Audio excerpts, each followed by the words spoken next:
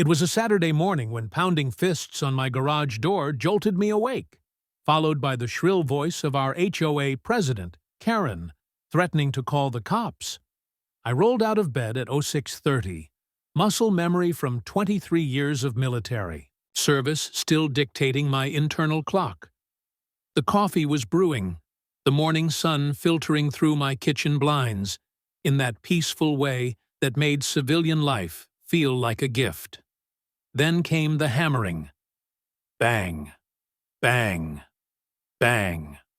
Not on my front door, on my garage. I know you're in there. The voice cut through the morning air like nails on a chalkboard. Karen Whitmore, HOA president and self-appointed neighborhood dictator. Open this garage right now. I set down my coffee mug, the one with the faded 82nd Airborne logo, and walked to my front window. There she stood, all 5'2" of her, dressed in her signature power suit at 6:30 in the morning, clutching a manila folder thick with what I could only assume were more violation notices. Behind her stood two other HOA board members, looking uncomfortable but unwilling to challenge their tyrannical leader. Mrs. Peterson from down the street shifted nervously, avoiding eye contact. Jim Martinez kept checking his watch like he had somewhere better to be. I opened my front door instead of the garage. "Morning, Karen. Little early for house calls, isn't it?" She spun around, her perfectly styled helmet hair not moving an inch despite the morning breeze. "Don't you morning Karen me, Mr. Sullivan. I've been patient. Too patient. But this ends today." "What exactly ends today?" She marched up my driveway, her heels clicking against the concrete like gunshots. "The illegal activity you're conducting in that garage. The violations. The disrespect for community standards." I leaned against my doorframe, keeping my voice calm. 23 years in the Army teaches you how to de-escalate situations with difficult people. "What illegal activity? Don't play dumb with me." She waved the folder like a weapon. "Mrs. Chen saw lights on at all hours. Mr. Rodriguez heard machinery running past 10 p.m. And everyone knows you're running some kind of business out of there." Mrs. Chen worked the night shift at the hospital and was probably seeing my garage light when she left for work at 11 p.m. Mr. Rodriguez lived 3 houses down and couldn't hear his own television without cranked-up volume, let alone machinery from my garage. But Karen had a talent for twisting innocent observations into criminal conspiracies. "I'm not running a business, Karen." "Then what are you hiding?" Her voice rose to that pitch that made dogs whimper. "What's so secret that you won't let the HOA inspect it? Because the HOA has no legal right to inspect my private property." "Wrong answer." Her face went from pale pink to crimson in seconds. "I am the president of this HOA, and every property in this neighborhood falls under our jurisdiction. Every single property, including yours." The garage wasn't mentioned in the covenant restrictions. It falls under outbuildings and auxiliary structures. She flipped through her folder with the efficiency of a prosecutor presenting evidence. Section 4.2, subsection C. All outbuildings must be used solely for residential storage purposes. No commercial activities. No hazardous materials. No loud machinery after 9 p.m. I had read every word of that covenant when I bought the house 3 years ago. She was technically correct about the language, but she was fishing. She had no idea what was actually in my garage, and that was driving her crazy. There's no commercial activity, no hazardous materials, and no loud machinery after 9 p.m. Then why won't you open it for inspection? Because I don't have to. The standoff stretched between us like a taut wire. Mrs. Peterson coughed uncomfortably. Jim Martinez was now openly checking his phone. But Karen? Karen was building up steam, like a pressure cooker about to explode. "Fine." She slammed the folder against her chest. "Fine. You want to play games? You want to hide things? We'll see about that." She pulled out her phone with theatrical flair, making sure I could see every movement as she dialed 911. "Yes, I need to report suspicious activity in my neighborhood," she said loudly enough for half the street to hear. "I'm the HOA president, and I have reason to believe one of our residents is conducting illegal activities in his garage. Possible commercial operation, possible hazardous materials storage. My neighbors were starting to emerge from their houses now. Saturday morning lawn mowing had been postponed in favor of watching whatever drama Karen was orchestrating in my driveway. The address? 2247 Maple Creek Drive. Yes, I'll wait for officers to arrive." She hung up and looked at me with the smug satisfaction of someone who thought they'd just played their winning hand. "The police will be here within the hour, and when they ask to see inside that garage, you won't be able to hide behind property rights anymore. Karen, you should have just cooperated." She turned to her silent board members. "Come on. We'll wait in my house until the officers arrive. I want to make sure they get the full story." As they walked away, I noticed more neighbors gathering. The Hendersons from across the street, the young couple with the twin toddlers from the corner house. Even old Mr. Kowalski had shuffled out to his porch in his bathrobe. They all wanted to see what was in my garage. If they only knew. I went back inside and poured another cup of coffee, my hands steadier than they had any right to be. Through my kitchen window, I could see Karen in her living room, gesturing animatedly to Mrs. Peterson and Jim Martinez. She was probably rehearsing her speech to the police, perfecting her story about the dangerous, secretive veteran who refused to follow community rules. 20 minutes later, I heard the sirens. 2 patrol cars turned onto Maple Creek Drive, their red and blue lights painting the morning in primary colors. The officers parked in front of my house, and I watched as Karen emerged from her home like she was taking the stage at Carnegie Hall. She was dressed in a different outfit now, a navy blue business suit that screamed authority and respectability. Her hair was even more perfectly styled, and she carried a leather portfolio instead of the manila folder. This woman had prepared for battle. I opened my front door before they could knock. "Good morning, officers." The first cop was young, maybe late 20s, with the eager demeanor of someone still trying to prove himself. His nameplate read, "Officer Martinez." The second was older, probably 15 years on the force, with the careful neutrality of someone who'd seen every kind of neighborhood dispute imaginable. "Officer Brennan." "Mr. Sullivan?" Officer Brennan stepped forward. "We received a complaint about suspicious activity." Behind them, Karen appeared like a shark sensing blood in the water. "Officers, thank you for responding so quickly." She thrust her leather portfolio toward them. "I'm Karen Whitmore, president of the Maple Creek Estates HOA. I've documented multiple violations and suspicious activities from this property." Officer Martinez took the portfolio and flipped through it. I couldn't see what was inside, but based on his expression, it was thorough. Karen had always been thorough. "Ma'am, what exactly are you concerned about?" Officer Brennan asked. "He's running some kind of business out of his garage. Lights on at all hours, machinery noise, strange smells, and he absolutely refuses to allow HOA inspection, which violates our community covenant." Officer Martinez looked up from the portfolio. Strange smells? Oil?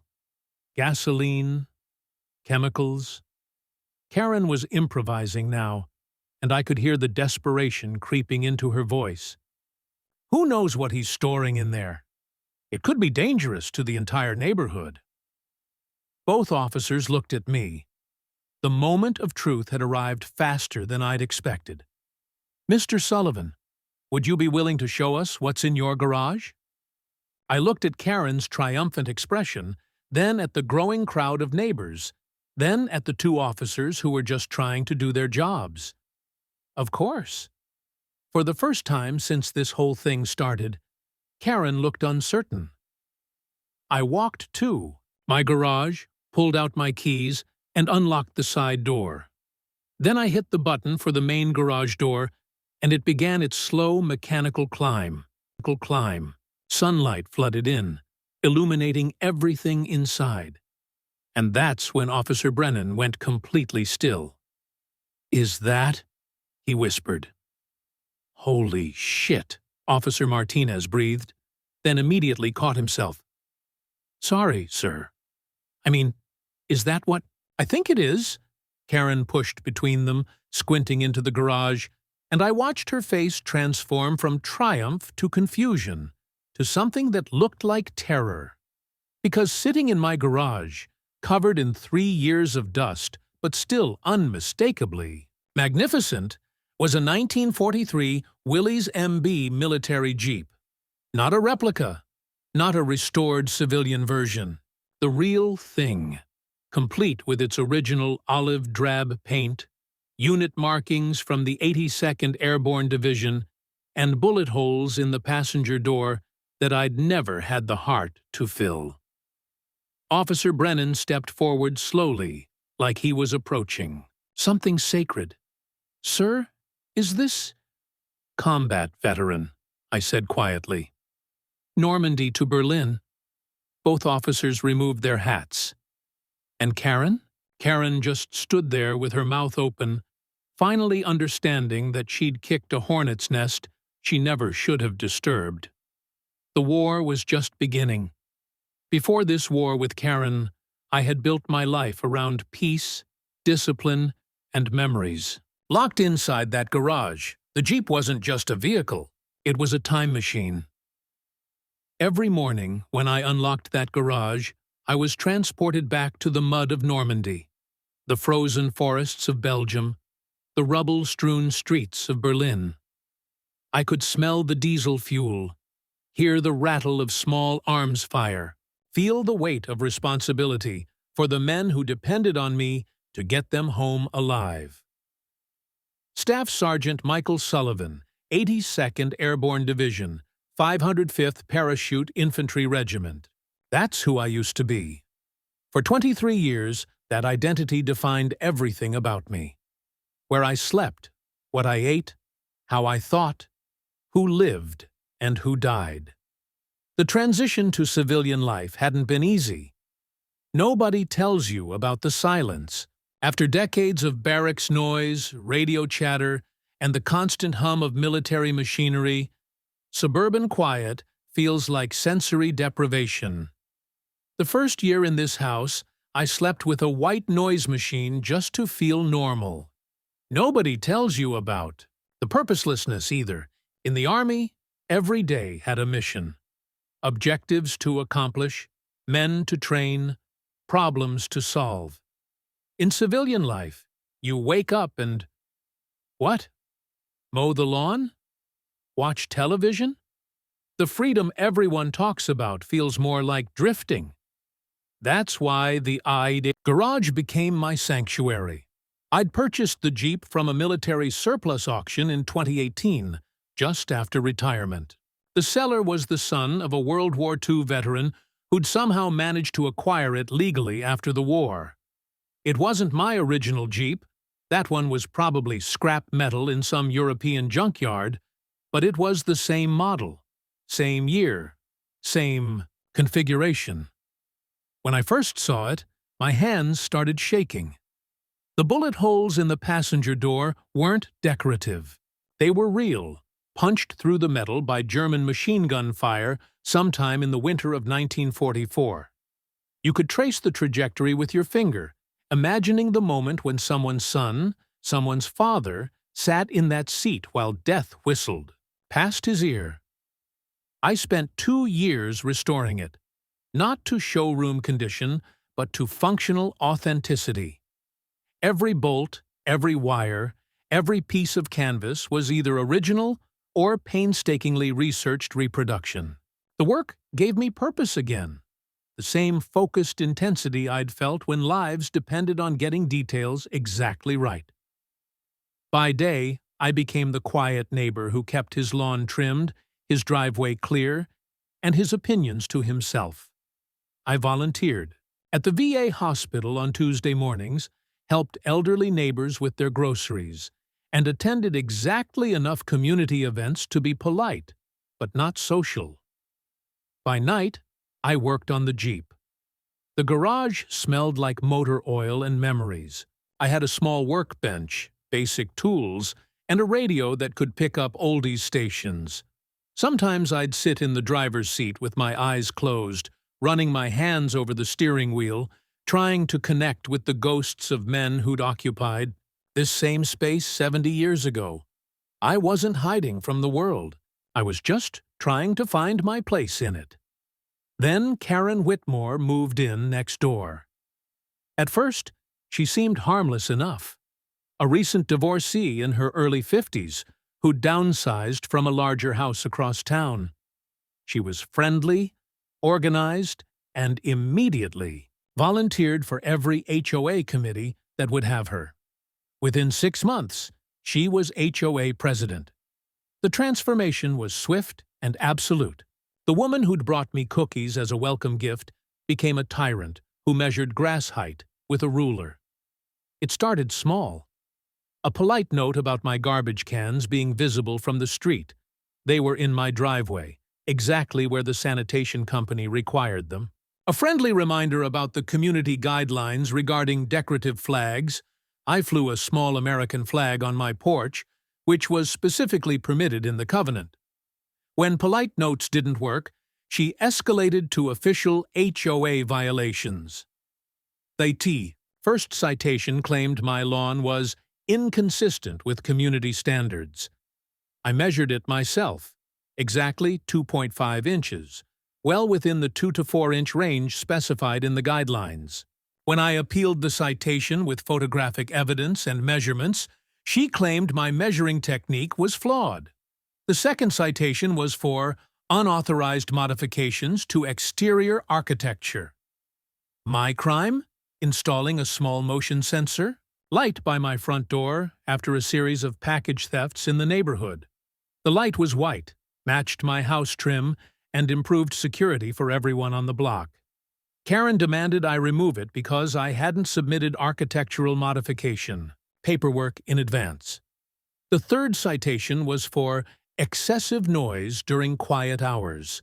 I'd been using a cordless drill to hang a picture at 8:30 p.m. on a Thursday. Quiet hours, according to the covenant, began at 10 p.m.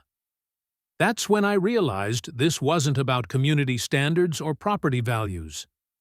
This was about power, and I was her chosen target. She began patrolling the neighborhood like a beat cop, clipboard in hand, looking for violations. She'd peer over fences, measure mailbox heights, and take photographs of infractions with the dedication of a crime scene investigator. But it was my garage that really captured her attention. I think it bothered her that she couldn't see inside. Every other garage in the neighborhood either stayed open during the day or had windows that allowed casual observation. Mine was sealed, windowless, and consistently locked. She started walking past my house multiple times per day, always slowing at the garage, sometimes stopping completely to listen for sounds from inside. One evening, I caught her pressing her ear against the side door. "Can I help you with something, Karen?" She jumped back like she'd been electrocuted. There's been a strange smell coming from this direction. I wanted to make sure everything was safe." There was no smell. My garage was cleaner and better ventilated than most people's kitchens. "Everything's fine. Thanks for checking." "What do you keep in there anyway?" "Personal belongings." "But what kind of personal belongings? Tools, equipment, chemicals?" Varandibi questions felt like an interrogation. "Nothing dangerous, Karen. Nothing that violates any HOA rules." "Then why won't you show me?" "Because it was none of her damn business. because I'd spent 23 years following orders and answering to people who had authority over my life, and now I was a civilian with constitutional rights. Because the contents of my garage were personal, private, and precious in ways she could never understand, but I didn't say any of that. "Have a good evening, Karen." That's when she declared war. The harassment intensified immediately. Violation notices appeared on my door weekly, sometimes daily. Complaints about my trash can placement, my porch light timing, my sidewalk snow removal technique. She filed formal grievances about my suspicious behavior and uncooperative attitude. She started recruiting allies, telling neighbors that I was problematic and potentially dangerous. She hinted at dark secrets, mysterious activities, and violations of community trust. Most of my neighbors ignored her, but some didn't. Mrs. Chen began giving me suspicious looks when I collected my mail. Mr. Rodriguez stopped waving when I drove past his house. The young couple with twins crossed the street when they saw me approaching. Karen was systematically isolating me, turning the neighborhood into us versus them, with me cast as the villain in her suburban drama. But she made one crucial mistake. She assumed I was just another civilian who'd cave under pressure, pay her fines, and submit to her authority. She forgot that I was a soldier first, and soldiers don't surrender territory without a fight. The evening before she brought the police to my door, I sat in the Jeep for 3 hours, running my hands over the steering wheel, thinking about battles fought and won. In Normandy, we'd faced German paratroopers who had every advantage: superior defensive positions, intimate knowledge of the terrain, and the desperation of men fighting for their homeland. We won because we refused to quit. In Belgium, we'd been surrounded during the Battle of the Bulge, outnumbered 3-1, running low on ammunition and medical supplies. We won because we adapted to circumstances and used our enemies' assumptions against them. In Berlin, we'd faced fanatics who preferred death to surrender, fighting in rubble-strewn streets where every building was a potential fortress. We won because we understood that sometimes the greatest victory comes from forcing your enemy to reveal their true nature. Karen thought she was fighting a neighborhood dispute, was about to show her what real war looked like. The day I found a violation notice taped to my front door, bold red letters screaming, "Final warning," I knew this wasn't about rules anymore. The morning after the police officers had seen my Jeep, I'd expected some kind of de-escalation. Maybe embarrassment from Karen. Maybe an awkward apology. At minimum, I'd hoped for a cooling-off period while she regrouped and reconsidered her tactics. Instead, I found a citation for intimidation and harassment of HOA board members. According to Karen's complaint, my theatrical display of military paraphernalia was designed to threaten and coerce HOA officials into abandoning their lawful duties.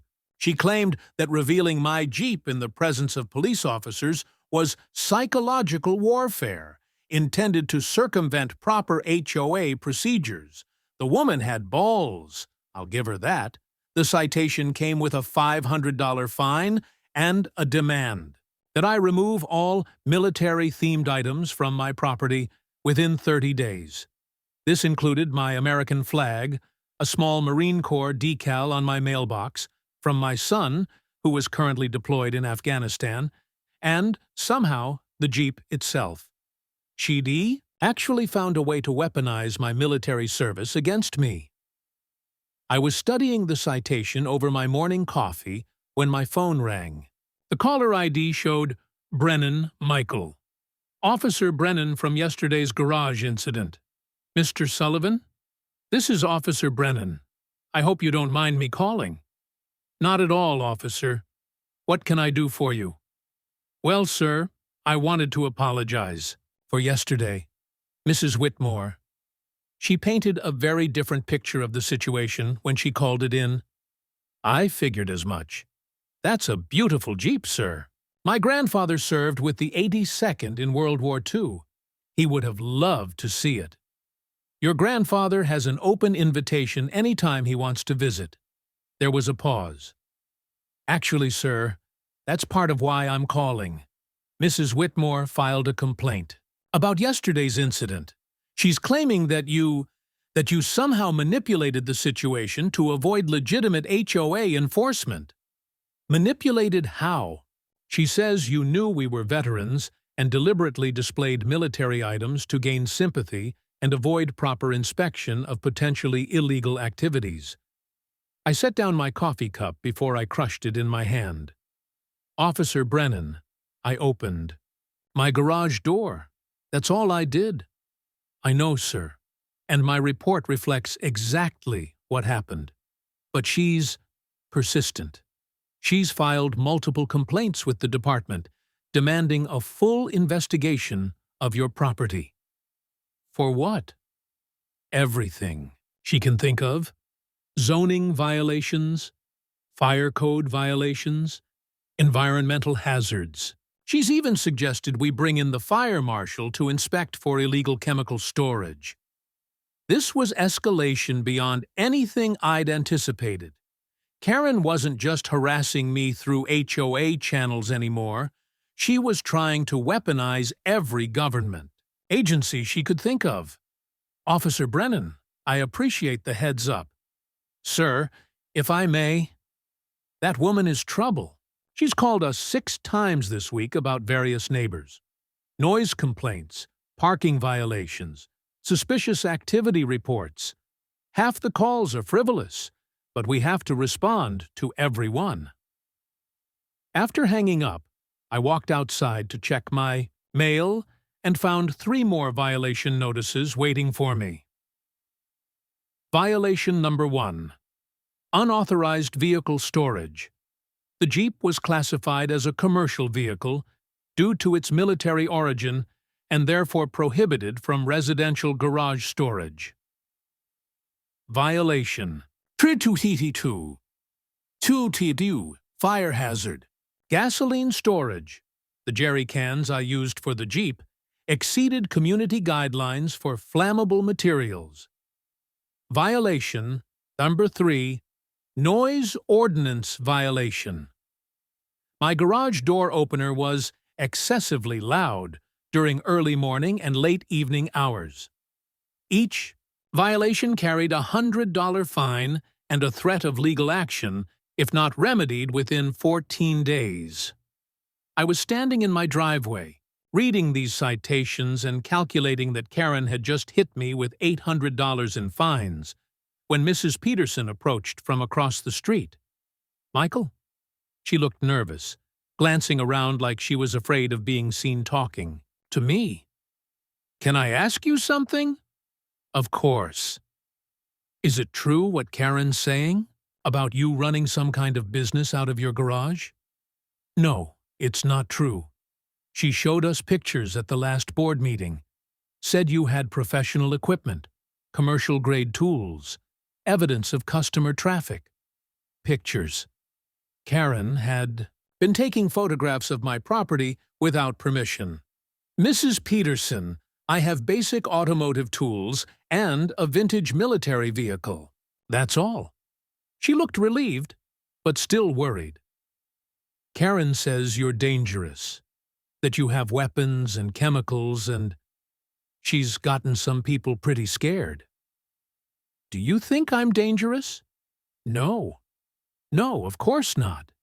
You've always been nothing but polite and helpful. She hesitated. But Karen is very convincing when she wants to be. And some of the newer residents don't know you like the rest of us do. That evening, I discovered what Mrs. Peterson meant. I was bringing in my garbage cans when I noticed the Martinez family's teenage son watching me from their front yard. When I waved, he didn't wave back. He just stood there staring until his mother called him inside. 10 minutes later, while I was watering my front flower bed, The young couple with twins drove past. The husband looked straight ahead, but the wife stared at my house with undisguised suspicion. Karen was systematically turning me into the neighborhood boogeyman. The next morning brought a new escalation. I opened my front door to find a small crowd gathered on the sidewalk in front of my house. Karen, 2 other HOA board members, and a man I didn't recognize carrying what looked like professional surveying equipment. "Good morning, neighbors," I called out, keeping my voice friendly despite the knot forming in my stomach. Karen stepped forward, wearing her most professional outfit and carrying a thick folder. "Mr. Sullivan, this is Roger Blake from Blake Property Assessment Services.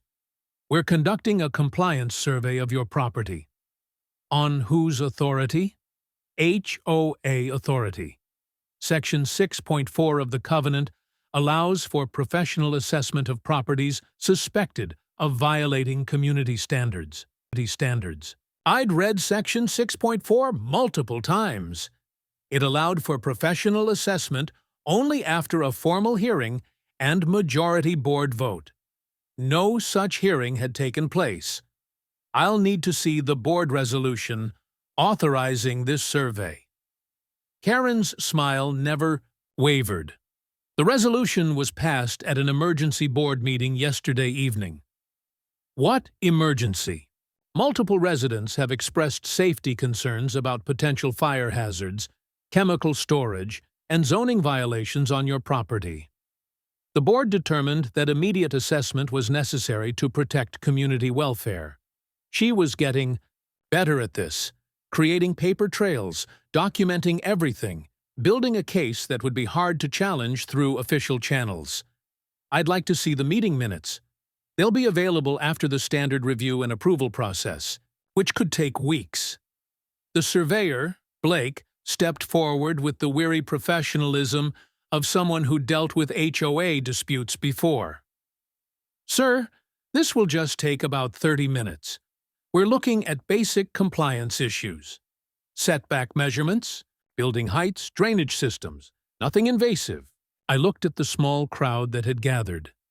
Mrs. Chen from the night shift was there, looking confused but curious. Mr. Rodriguez had emerged from his house to see what was happening. Even old Mr. Kowalski had shuffled over in his slippers. "Santhrees. Survey is limited to exterior measurements only," I said. "No entry to buildings or structures." "Of course," Blake nodded. "Standard property line assessment." For the next 30 minutes, I watched Blake measure distances, check elevations, and take photographs while Karen hovered nearby with her clipboard, making notes about everything he did. The growing crowd of neighbors whispered among themselves, and I caught fragments of conversation. Never liked him anyway. Always seemed suspicious. Karen says he's hiding something. When Blake finished, he packed up his equipment, without comment. Karen thanked him effusively and promised the board would review his findings immediately. As the crowd dispersed, I noticed that several neighbors avoided eye contact with me. The psychological warfare was working.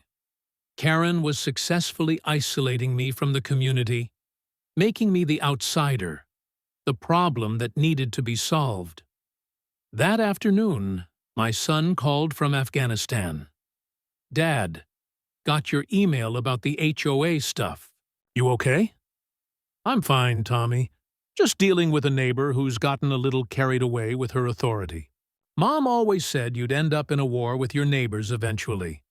Your mother was a smart woman. Too smart for you, anyway." I could hear him smiling through the phone. "Dad, you sure you don't want me to make some calls? I've got buddies who could help with this HOA thing." "No, this is my fight. You know, there's no shame in asking for backup. We do it all the time over here." After we hung up, I sat in the Jeep for an hour, thinking about what Tommy had said. In the military, you never fight alone. You always have your unit, your chain of command, your support systems. But I wasn't in the military anymore. This was civilian life, where battles are fought with paperwork and politics, where victory goes to whoever can manipulate the system most effectively. Karen understood this. She'd built alliances, documented everything, and created a narrative that painted me as the aggressor. But she'd made one critical error. She'd declared total war against someone who'd spent 23 years learning how to win total wars. Time to call in my own reinforcements.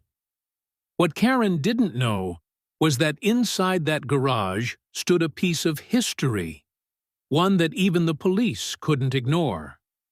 The morning after Karen's surveyor finished measuring my property lines, I did something I hadn't done in 3 years. I cleaned the Jeep. Not the careful preservationist cleaning I'd been doing for maintenance. I mean, cleaned it like I was preparing for inspection by a commanding officer who could end my career with a single disapproving glance. Every bolt got attention.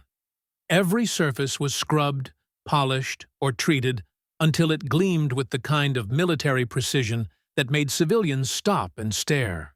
The canvas was waterproofed, the leather seats conditioned, the metal surfaces treated with protective oils that would make them shine like mirrors. But it was the documentation that mattered most. I'd spent the better part of 2 years assembling the Jeep's paperwork trail, and it was more complete than most people's birth certificates. The original military specifications from Willys Overland Motors. Transfer documents showing its assignment to the 82nd Airborne Division in 1943. Shipping manifests tracking its movement from Ohio to England to Normandy. Service records showing every major engagement it had participated in.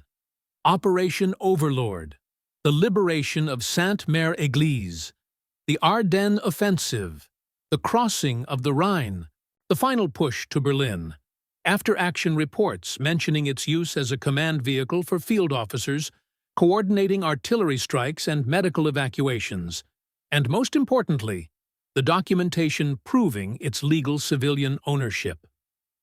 Military, surplus auction records, title transfers, registration with the Department of Motor Vehicles as a historical vehicle, certification from the National Historic Vehicle Register. This wasn't just some old Jeep I'd restored as a hobby. This was a documented piece of American military history, legally owned, properly maintained, and eligible for ceremonial honors at veteran events. Karen had been so focused on what she imagined I was hiding that she'd never considered what I might actually be preserving. I was organizing the last of the paperwork when my doorbell rang. Through the peephole, I could see Officer Brennan standing on my porch, alone this time, looking uncomfortable. "Officer Brennan, what can I do for you?" "Mr. Sullivan, I'm sorry to bother you again, but Mrs. Whitmore has filed another complaint." "What's the charge this time?" "She claims you threatened her during yesterday's property survey." I blinked. I never spoke to her during the survey. "She says you made threatening gestures and used intimidating body language designed to interfere with lawful HOA business." "Intimidating body language?" "Sir, I know this sounds ridiculous. My report from yesterday's incident shows no evidence of any threatening behavior. But she's demanding we conduct a formal interview about your pattern of aggression toward community officials." This was getting surreal. Karen was now claiming that my mere presence on my own property constituted criminal intimidation. "Officer Brennan, would you like to see what's actually in my garage?" He looked surprised. "Sir, you don't have to." "I want to. I think it might help you understand what this is really about." I led him to the garage, unlocked it, and hit the door opener. As sunlight flooded in, Officer Brennan got his first clear look at what I'd been working on for 3 years. The Jeep sat in the center of the space, like a museum exhibit. Every surface reflected light with mirror precision. The olive drab paint looked fresh from the factory. The canvas top was taut and perfectly aligned. The spare tire mounted on the hood was inflated to exact specifications. But it was the details that made him whistle softly. The unit markings were perfect reproductions of 82nd Airborne Division insignia, researched from historical photographs and veterans' accounts. The vehicle registration numbers matched military records from 1943. Even the mud flaps carried the correct period-appropriate manufacturer stamps. "Jesus," he breathed. "Sir, this is incredible." "It gets better." I showed him the battle damage. The bullet holes in the passenger door weren't decorative. They were real, punched through the metal by German machine gun fire sometime during the winter of 1944. You could trace the trajectory with your finger, seeing exactly where the rounds had struck the vehicle while someone's son sat in that passenger seat. These are actual combat scars? Scars? From the Battle of the Bulge, based on the trajectory analysis and the type of ammunition impact. Probably from an MG-42 machine gun at about 200 meters. I showed him the documentation next. Military specifications, service records, battle reports, legal ownership papers, everything properly organized, professionally preserved, and legally documented. Officer Brennan spent 20 minutes reading through the files, occasionally looking up at the Jeep, then back at the papers. "Mr. Sullivan, this belongs in a museum. It belongs to me, and it's legal in every possible way. But why keep it hidden? Something this significant should be displayed, celebrated." I sat down on my workbench, looking at the Jeep that had consumed 3 years of my life and represented 30 years of memories. "Officer, I served in Iraq and Afghanistan. 3 combat tours between 2003 and 2010. I saw things that changed me, did things that I'll carry for the rest of my life." He nodded, understanding immediately. When I got back, civilian life felt empty. No mission, no purpose, no brothers watching my back. I was drifting, going through the motions. I ran my hand along the Jeep's fender. This gave me something to focus on. A connection to the men who came before me, who fought the good fight and made it home. Every bolt I tightened, every component I restored, it was like I was honoring their service. But you could do that publicly. Veterans' parades, memorial events. Could I? Look what's happening right now. I'm being harassed by my HOA president, threatened with fines and legal action, turned into the neighborhood villain. All because Karen Whitmore can't stand that there's something in this community she can't control. Officer Brennan was quiet for a long moment, looking at the Jeep, then at me, then at the thick folder of documentation. "Sir, Mrs. Whitmore is claiming you're operating some kind of illegal business, storing hazardous materials, conducting activities that violate zoning laws. Do you see any evidence of that?" "No, sir. I see a beautifully restored historical vehicle and enough documentation to satisfy the National Archives." "Then what's this really about?" He sighed. "Politics, power, control."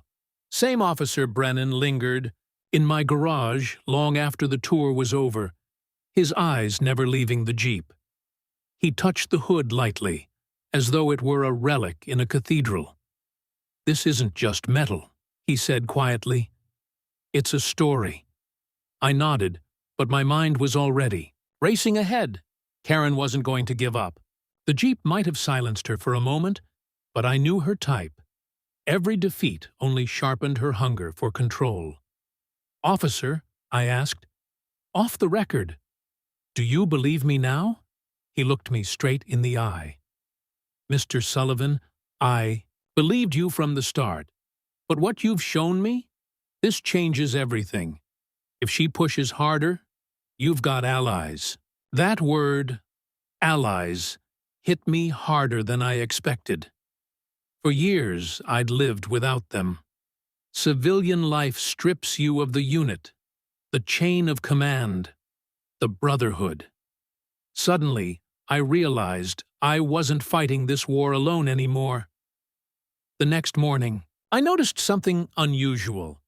A plate of cookies sat on my porch, wrapped in clear plastic. No note, just a quiet gesture. I scanned the street. Across the road, Mrs. Peterson gave me a timid wave before shuffling back inside. The woman who had stood silent at Karen's side 2 weeks ago now reached out in her own quiet way. I carried the cookies inside, set them on the counter, and for the first time in months, felt a flicker of warmth from this cold neighborhood. But Karen wasn't slowing down. By Friday, I had 3 more violation notices: lawn not up to code, porch light inconsistent with community brightness standards, and, unbelievably, flagpole not authorized. The American flag. I flew on a 6-foot pole by the porch. Suddenly, an offense. Each notice came stapled with bright red fines, bold print screaming at me from the page. But instead of frustration, I felt a steady calm. She was overplaying her hand. Each false charge was another brick in the wall she was building around herself, and sooner or later, it would collapse. Still, I wasn't about to fight unarmed. That evening, a knock came at my door. Not the violent, entitled pounding of Karen. This was tentative, almost apologetic. I opened it to find Miguel Martinez, board member, husband, father of 2, standing awkwardly with his cap in his hands. "Mr. Sullivan," he said, "can we talk?" I gestured him inside. He sat at my kitchen table like a man confessing sins. "I never wanted to be part of this mess," he admitted. "Karen, she steamrolls people. Half the board doesn't even agree with her. But she pushes, she threatens, says, if we don't support her, she'll ruin us the way she's ruining you." I leaned back, studying him. "Then why keep going along with it?" His shoulders slumped. "Fear. She has dirt on people, missed dues, unapproved home repairs, things she holds over their heads. She makes everyone think she's untouchable." "Everyone," I said slowly, "except me." Miguel met my eyes. "You stood up to her." The Jeep, the way the officers reacted, that rattled her. Some of us think, maybe this is our chance to break free. There it was, my first true ally. The next day, support came from another direction. I was working on the Jeep, wiping down the hood when I heard footsteps. Turning, I saw Officer Brennan again, this time in plain clothes, holding a folder under his arm. "Thought you might need this," he said, handing it over. Inside were printed copies of police reports. Each one documented Karen's calls. Noise, complaints, suspicious activity claims, fire hazard accusations, all of them marked unfounded or resolved, no violation. "Public record," he explained. "But most people don't bother to request them. If she keeps spinning lies, you'll have the truth on paper." I flipped through page after page, my jaw tightening. Karen had wasted police time 6 times in a single month. Brennan's signature was on more than one report, each one a quiet testament to her hysteria. "You didn't have to do this," I said. "I did," he replied firmly. "You served your country. You deserve better than this circus." Another ally. Unexpected. Strong. That night, I sat in the Jeep, engine off, just letting the silence surround me. It reminded me of combat outposts, quiet before the storm. Every soldier knowing the enemy was out there, scheming, preparing. But I also remembered something else. The the way reinforcements always came when things were darkest.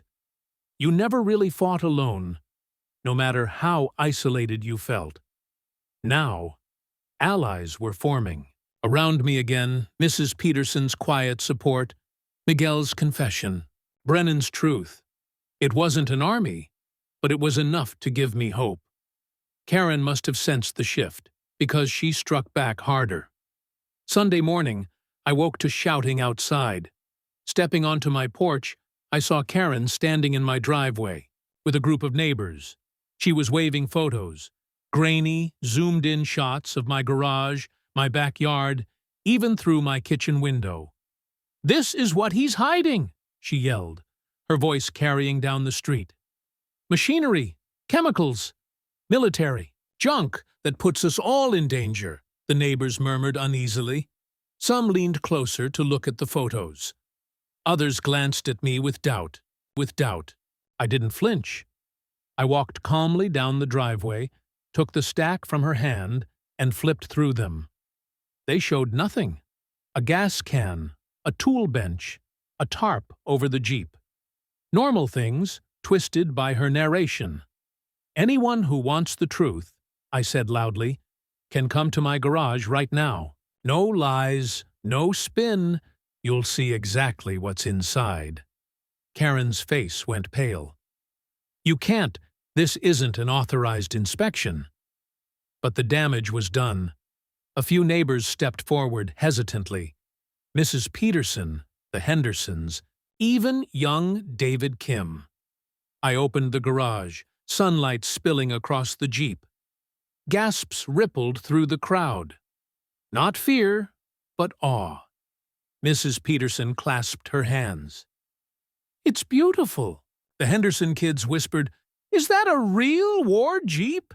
Karen's voice cracked. "Don't be fooled. This is intimidation." But her words rang hollow. People weren't looking at her anymore. They were circling the Jeep, asking questions, admiring it, seeing me not as a threat, but as a veteran honoring history. That day, the tide shifted. Later that evening, Miguel returned with his wife and kids. "Would you show them?" he asked. I gave the children a tour, let them sit in the back seat, answered their wide-eyed questions. Their laughter filled the garage, and for the first time in years, it didn't feel like a bunker. It felt like a bridge. Miguel's wife touched my arm. "Don't let her win," she said softly. "We're with you." Of course, Karen didn't retreat. By Monday morning, she was storming door to door with a petition for my removal from the neighborhood. I watched from my window as she knocked, pleaded, threatened, but fewer doors opened this time. Some neighbors signed, yes, but more shook their heads. Some even pointed across the street at my garage, as if to say, "We've seen the truth." That night, Brennan called again. "She's pushing for a special HOA meeting," he warned, "going to try to make it official." "But you've got people talking, Sullivan. More than you think." I thanked him, hung up, and sat in silence. The war wasn't over. But for the first time, it felt winnable. Because in every battle I'd ever fought, the turning point wasn't the biggest gun or the loudest shout. It was the moment when fear shifted sides. And tonight, I could feel it. Fear wasn't sitting in my garage anymore. It was in Karen's house. The morning after Karen's driveway spectacle, the neighborhood felt different. For months, I'd been the shadowed figure, the subject of her whispered warnings. Now, when I stepped onto my porch with my coffee, people looked at me, not with suspicion, but with curiosity. Mrs. Peterson gave me a small wave. The Henderson twins shouted, "Hi, Mr. Sullivan," from across the street. Even Mr. Kowalski, slow as ever in his bathrobe, raised a hand in salute. The tide was shifting, but I knew tides were tricky things. They rose slowly, quietly, until one day you looked around and realized the whole landscape had changed. Karen hadn't realized it yet. By noon, a new notice was taped to my door. This one wasn't like the others. Bold red letters screamed, "Mandatory Hearing." According to the paper, the HOA board would hold an emergency meeting to decide whether my ongoing violations and pattern of aggressive behavior justified legal action, fines, and possible foreclosure proceedings. I laughed out loud. Foreclosure, because I kept a Jeep in my own garage. But the laughter faded quickly. I knew Karen's strategy. This wasn't about the Jeep anymore. It was about making me the example, breaking me publicly, so no one else ever dared stand against her. Well, if it was a fight she wanted in public, that's exactly what she was going to get. That evening, Miguel knocked again. He looked nervous, but this time there was determination in his eyes. "She's calling a special meeting next week," he said. "She thinks she's got the votes to kick this all the way to legal action." "Does she?" He hesitated. "Not as many as she thinks. People are talking. The Jeep, it changed things. But they're still scared." "Fear," I said quietly. "That's always been her weapon." Miguel nodded. "If you want the community on your side, you'll have to show them more than the Jeep. You'll have to show them who you are." The words stayed with me long after he left. For years, I'd lived like a ghost.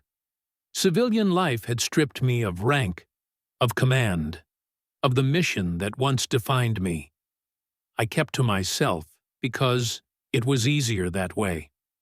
But now I realized that privacy was exactly what Karen used against me. She filled the silence with her lies. It was time to break the silence. 2 days later, I decided to act. I rolled the Jeep out of the garage for the first time in years. The engine growled to life, deep and steady, turning heads up and down the street. Neighbors emerged from porches and doorways, drawn by the sound. Some came closer. Others lingered at the edge of their lawns, pretending to tidy bushes or collect mail while sneaking glances. I didn't make a speech. I didn't need to. I simply parked the Jeep in the driveway and began polishing the hood. It was amazing how quickly people found excuses to wander over. The Henderson kids asked if they could sit inside. I lifted them into the back seat, their small hands gripping the canvas edges with delight. Mrs. Chen, who hadn't spoken to me in months, approached cautiously, then asked in a hushed voice, "Is it really from the war?" I handed her a black and white photograph, paratroopers riding in an identical Jeep across a muddy field in Normandy. Her eyes softened. "My father, he was a medic in Korea. He would have loved this." By evening, half the block had visited. Some stayed only minutes, others lingered, asking about the restoration, the paperwork, the stories. I told them what I could. Not to boast, but because these were stories that deserved daylight. I watched the fear Karen had planted begin to unravel, thread by thread. Karen noticed too. The very next morning, she stood on her porch with a bullhorn, announcing to anyone within earshot that I was endangering the community with unauthorized military equipment. Her voice echoed down the street. "This is not history. It is hazardous machinery. This is not honor. It is intimidation." But the neighbors didn't flock to her like they once had. They shook their heads, muttered, and returned to their homes. A few even crossed the street to my driveway, choosing to stand by me instead of her. I didn't need to say a word. Karen was unraveling herself. Later that week, Officer Brennan returned. This time, he wasn't alone.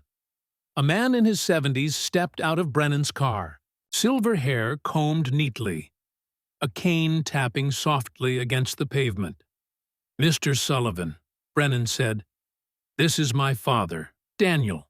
He served with the 101st. The old man's eyes lit up when he saw the Jeep. "Haven't seen one of these since Bastogne," he whispered. I guided him gently into the passenger seat. His hands trembled as he touched the metal, tracing the bullet holes with reverence. "I lost 2 good men right beside a Jeep like this," he said, voice breaking. "And here you are, keeping the memory alive." Neighbors gathered again, silent as they watched the old veteran sit with tears rolling down his cheeks.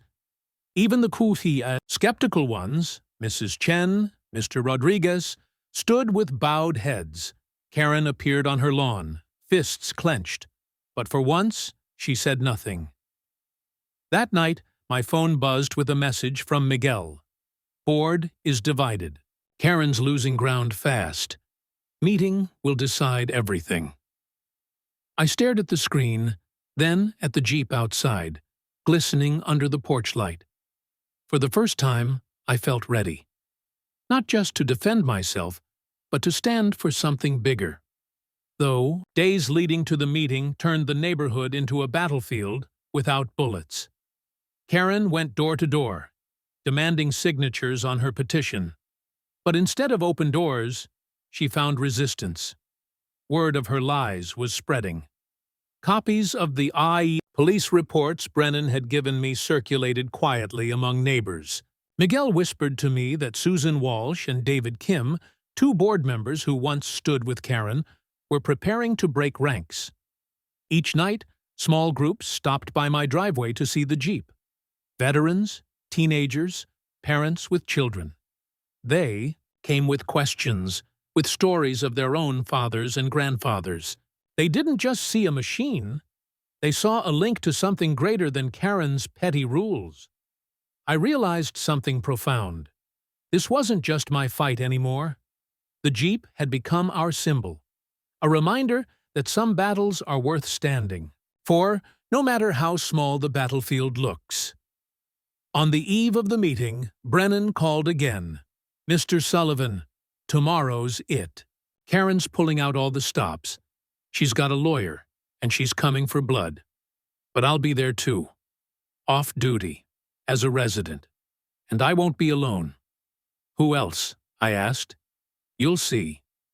The line clicked dead, but his words lingered. That night, I sat alone in the Jeep, the engine silent, the metal cold under my hands. I thought of Normandy, of Belgium, of Afghanistan. Different wars, different enemies, but always the same truth. Victory belongs to those who stand when others falter. Karen thought this was about rules and fines. She never understood. It was about honor. When I finally stepped out of the Jeep, I looked across the street. Karen's lights were still on, her silhouette pacing in the window. She was preparing for war. So was I. The community had begun to turn. Tomorrow, it would decide. Karen thought she would humiliate me in front of the community. Instead, I rolled my Jeep straight into the lion's den. Officer Brennan's voice carried the authority of 15 years in law enforcement as he addressed the packed room. "Ladies and gentlemen, I've conducted multiple inspections of Mr. Sullivan's property in response to complaints from Mrs. Whitmore. I've found no violations of any municipal code, no evidence of commercial activity, no hazardous materials, and no threat to community safety." Karen's lawyer, Hartwell, started to object. "Officer, this is a civil matter regarding HOA covenant enforcement." "Mr. Hartwell," Brennan interrupted, "I'm addressing false statements made about police investigations. Mrs. Whitmore has repeatedly claimed that law enforcement found evidence supporting her allegations." "That's not true." Karen shot to her feet. "Officer Brennan, you're out of order. This is an HOA meeting, not a courtroom." "Ma'am, you made this a police matter when you filed multiple false reports about criminal activity. I'm here to set the record straight." The room was dead silent. You could hear the air conditioning cycling on and off. Mr. Sullivan owns a 1943 Willys MB military Jeep, legally purchased, properly registered, and beautifully restored over 3 years. It's a piece of American history, not a threat to anyone. Officer Brennan looked directly at Karen. What threatens? This community is the abuse of police resources to settle personal vendettas. Karen's face had progressed from pale to scarlet. This is harassment. I demand you remove this officer from our meeting.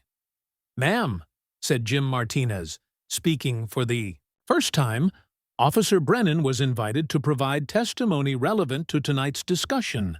Hartwell whispered urgently in Karen's ear, probably telling her to shut up before she made things worse. But Karen was beyond listening to legal advice. Fine. Let's settle this once and for all. She pointed at me dramatically. Mr. Sullivan, you've disrupted this community long enough. Show everyone what you're really hiding in that garage. The room erupted in confused murmurs. Several people turned to look at me, wondering what she meant. I stood up slowly, letting the silence build. Mrs. Whitmore, I already showed the police what's in my garage. I showed the neighbors who asked politely. I've shown anyone who approached me with respect instead of accusations. But you've never shown the community. Never allowed proper HOA inspection. Because the HOA has no legal right to inspect my private property, we have every right to enforce community standards. Then let's talk about community standards. I walked to the front of the room, pulling out my folder of documentation. Karen and Hartwell watched nervously as I set up at the podium they'd prepared for their presentation. 3 years ago, I bought a house in this neighborhood because I wanted peace and quiet after 23 years of military service. 3 combat tours in Iraq and Afghanistan. Bronze Star, Purple Heart, Honorable Discharge. The room was completely silent now. When I retired, I felt lost. No mission, no purpose, no brothers watching my back. So I bought a piece of history and spent 3 years bringing it back to life. I held up the first photograph, the Jeep as I'd found it at the military surplus auction, rusted, dented, covered in decades of neglect. This is how it looked when I bought it. A forgotten relic of the men who fought for our freedom. Next photograph. The Jeep halfway through restoration, engine components spread across my workbench. Every bolt I turned, every component I rebuilt. It was like honoring the service of the men who came before me. Final photograph. The Jeep as it stood today, gleaming in the afternoon sunlight. This is what it looks like now, ready for parade duty, museum display, or ceremonial honors. I looked directly at Karen. Mrs. Whitmore calls this a threat to community standards. I call it a tribute to American heroes. Mr. Kowalski stood up in the back, his grandson beside him. That Jeep represents everything good about this country. Anyone who can't see that is blind. Mrs. Peterson raised her hand. Karen, you told us he was hiding dangerous equipment. You made us afraid of our own neighbor. Miguel Martinez Sr. stood up. My father served in Vietnam. He would have been honored to see what Mike accomplished with that restoration. One by one, neighbors who'd been silent for months began speaking up. The Hendersons talked about how I'd helped them with yard work after Mr. Henderson's surgery. The Chens mentioned how I'd shoveled their sidewalk all winter without being asked. Even some residents I barely knew shared stories of my quiet helpfulness around the neighborhood. Karen watched her carefully constructed coalition crumbling in real time. "You don't understand," she shouted over the growing murmur of support. "He's been defying HOA authority, refusing inspections, setting a precedent that will destroy community standards." "What community standards?" asked David Kim from the board table. "Harassing veterans? Filing false police reports? Taking photographs of private property without permission?" Susan Walsh stood up next. "Karen, I move for your immediate removal as HOA president." "You can't do that. I was elected by the community." "You were elected to serve the community, not terrorize individual residents," Jim Martinez replied. "I second Susan's motion," Hartwell whispered frantically in Karen's ear. Again, but she was beyond legal counsel now. "This is a conspiracy. All of you, turning against lawful authority. Mr. Sullivan has manipulated you with his military sympathy ploy." The room fell silent again, but this time the silence felt dangerous. Officer Brennan stood up. "Ma'am, I suggest you stop talking." Old Mr. Kowalski shuffled to the front of the room, his grandson still beside him. At 82 years old, he moved slowly but with dignity that commanded respect. "Young lady," he said to Karen, "I served in the Pacific Theater. Lost half my unit to Japanese artillery on Iwo Jima. You know what we were fighting for? The right to come home and live in peace." His voice grew stronger. "This man served his country with honor. He came home and asked for nothing but to be left alone with his memories and his tribute to fallen brothers." He pointed a weathered finger at Karen. "You should be ashamed of yourself." The entire room erupted in applause. Karen looked around, desperately, seeing nothing but hostile faces and disappointed neighbors. Her authority had evaporated completely. "Fine!" she screamed over the applause. "Fine! You want to support him? You want to let military equipment destroy our property values? You'll regret this when your home prices collapse and insurance companies drop us for safety violations." She grabbed her papers and stormed toward the exit, Hartwell trailing behind her, probably calculating how quickly he could distance himself from this disaster. At the door, she turned back one last time. "This isn't over, Sullivan. I'll find a way to stop you," Officer Brennan called out after her. "Ma'am, that sounds like a threat.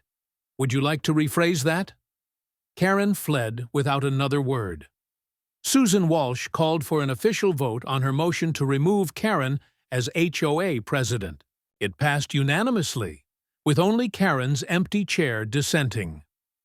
Jim Martinez was elected interim president by acclamation. His first official act was to rescind all fines and violations issued against my property. His second was to pass a resolution honoring military veterans in the community. As the meeting broke up, neighbors surrounded me with congratulations and apologies. Several asked if they could bring their families to see the Jeep. Others wanted to know about military history, restoration techniques, or just to share stories about their own family members who'd served. Officer Brennan approached as the crowd thinned out. "Sir, that was the most impressive community organizing I've ever seen. I didn't organize anything. I just told the truth. Sometimes that's enough." As I walked back to the Jeep, I found Mr. Kowalski and his grandson waiting beside it. "Mike, Tommy here has a question for you." The 8-year-old looked up at me with serious eyes. "Mr. Sullivan, are you going to keep the Jeep forever?" "As long as I can, buddy." "Why?" "Because Grandpa says it's important to remember the heroes." "Your grandpa's right. That's exactly why I keep it." I drove the Jeep home through streets lined with neighbors who waved and called out thanks. The engine's rumble seemed less like noise and more like a victory song. In my driveway, I sat for a moment in the driver's seat, hands on the wheel, thinking about the men who'd sat in this same spot 70 years ago. They'd fought their war against fascism and won. Tonight, I'd fought my war against tyranny and won too. But victory in war isn't just about defeating the enemy. It's about building something better in the aftermath. When the dust finally settled, I realized this wasn't just about a Jeep, a garage, or even Karen. It was about what we choose to honor. 3 weeks after the HOA meeting, Karen Whitmore put her house up for sale. I learned about it from Jim Martinez, who'd proven to be an excellent replacement as HOA president. Under his leadership, the community had transformed from Karen's personal fiefdom into something that actually resembled the peaceful neighborhood I'd hoped to find when I moved here. She's moving to a condo in Scottsdale, Jim told me over coffee. No HOA there, ironically. How's the community handling the transition? Better than I expected. Turns out Karen had been bullying a lot of people for a long HOA. Karen called cops on my garage. They saluted when they saw my military Jeep. Inside,